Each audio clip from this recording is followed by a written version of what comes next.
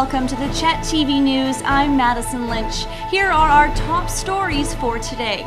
Roberts Towing pulled a semi-truck's trailer out of a ditch in Chetwynd this morning. A CN rail train went off the tracks yesterday. The North Peace Airport had a busy morning yesterday dealing with a natural gas leak. Beginning in Chetwynd, a semi-truck had a rough time trying to turn into Tim Hortons this morning as he ran out of room and his trailer wound up in the ditch. Roberts Towing has the story. Well, as far as I know, what he told me is he was trying to negotiate the turn into the Tim Hortons area, and he swung as wide as he could with the traffic there, and the other traffic just didn't let him have enough room, and the back end of the trailer just went in the ditch a little bit. Well, just because it's a small town, it doesn't happen very often, but it does happen. A lot of the smaller vehicles don't understand what kind of room we need as truck drivers out here. And they don't think that, we need that much room when we do, eh? Mm-hmm. And when we're trying to negotiate into areas like that and smaller vehicles see the big truck trying to maneuver those situations, they need to, move over or give us some more room, really, is what it boils down to. In the wintertime, when you see big trucks trying to pull into situations, where they need lots of room, if you see that ahead of time, you should stop way back and give the big trucks some room to negotiate, and then makes everybody's life a lot easier, eh? Because, a lot of these roads just don't have the swing room that you need for these big trucks, eh? Takes a lot of room to swing them into places, eh? Remember to drive safely and leave as much room as possible for semis and large trucks. Taking a look at Taylor, a CN rail train derailed just northwest of the city yesterday. Thankfully, no one was injured and the train wasn't carrying any hazardous materials. The Fort St. John RCMP were notified just after midnight that the 7 cars carrying lumber had went off the rails. CN is investigating the cause of the derailment and is working to clean up the lumber.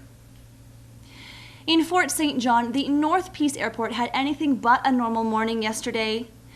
A 2-inch line had been ruptured near the North Caribou Air, causing a natural gas leak. Thankfully, the scene has been cleared, but the question now is whether the line was struck by something from a pile of excavation material debris, as it may not have been machinery. The leak did occur, though, in a very large-sized line in a very busy area, and North Caribou was put on lockdown, but the airport terminal stayed open to the public. Heading over to Fort Nelson, where 2 minor earthquakes rocked the city over Sunday night. The first one happened at 9:18 and was a 2.1 on the Richter scale, and the other happened at 8:06 Monday morning and was a 2.0 on the Richter scale. The quakes occurred just over the border into the Yukon Territory and were 5 kilometers deep, so neither were felt at the surface. Meanwhile, in Hudson's Hope, there was a car accident involving a tanker truck on Highway 29 yesterday.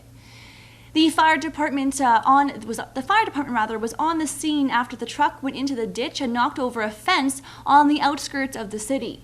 Fuel had leaked from the truck, so a Fort St. John company was called to clean it up, and thankfully the leak was contained and the fuel was pumped. Now taking a look at Grand Prairie, where the RCMP is investigating shots that were fired on Monday around 4:30 in the early morning at a building in the area of 105th Street and 99th.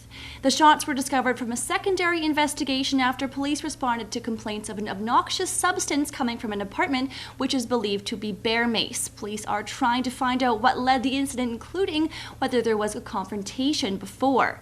A man was arrested at the scene with an outstanding warrant, but his involvement is still under investigation.